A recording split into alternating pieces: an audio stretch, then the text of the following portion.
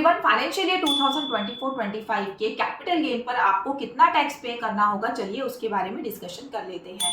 अगर आपको share market से इनकम हो रही है तो आपको सबसे पहले ये देखना है कि आपने उसको कितने टाइम के लिए होल्ड किया है। अगर आपने अपनी इन्वेस्टमेंट को 12 मंथ से ज्यादा के लिए होल्ड किया है तो वो होगा आपका लॉन्ग टर्म कैपिटल गेन। वहीं अगर आपने इन्वेस्टमेंट्स को 12 मंथ से कम के लिए होल्ड किया है तो वो आपका काउंट होगा शॉर्ट टर्म कैपिटल गेन में। इसके अकॉर्डिंग अब आपको ये देखना है कि आपको कितना टैक्स पे करना है। अगर आपने short term capital gain earn किया है तो वहां पर भी बजट 24 के बाद दो स्लैब रेट्स लाई गई, जिसके अकॉर्डिंग अगर आपने सेल 23 जुलाई 24 से पहले कर दी थी तो उस टाइम पर आपका जो टैक्स रेट था वो था आपका 15% टैक्स।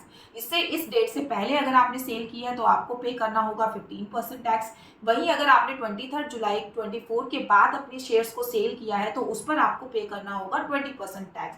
तो इस चीज का ध्यान रखिएगा जब भी आप अपनी टैक्स रिटर्न की कैलकुलेशन करें तो इन डेट्स का ध्यान रखना बहुत जरूरी है। 23 जुलाई से पहले शॉर्ट टर्म कैपिटल गेन का रेट था 15%, जिसको बढ़ाकर इस डेट के बाद के लिए कर दिया गया 20%।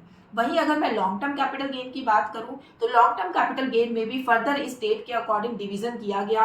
अगर आपने 23 जुलाई 24 से पहले अपने शेयर्स को सेल कर दिया था जिस पर आपको long term capital gain realise हुआ है तो उस पर आपको टैक्स रेट पे करना होगा 10%। वहीं अगर आपने 23 जुलाई 24 के बाद में अपने शेयर्स को सेल किया है जिसके ऊपर आपको long term capital gain realise हो रहा है तो उस पर आपको पे करना होगा टैक्स रेट 12.5%। समराइज वे में अगर मैं आपको बताऊं तो इस बार की रिटर्न फाइलिंग की कैलकुलेशन में आपको बहुत सारी प्रॉब्लम्स फेस करनी पड़ सकती है, क्योंकि अब आपको एक इनकम पर दो तरीके के टैक्स रेट के अकॉर्डिंग टैक्स कैलकुलेट करके टैक्स पे करना पड़ेगा।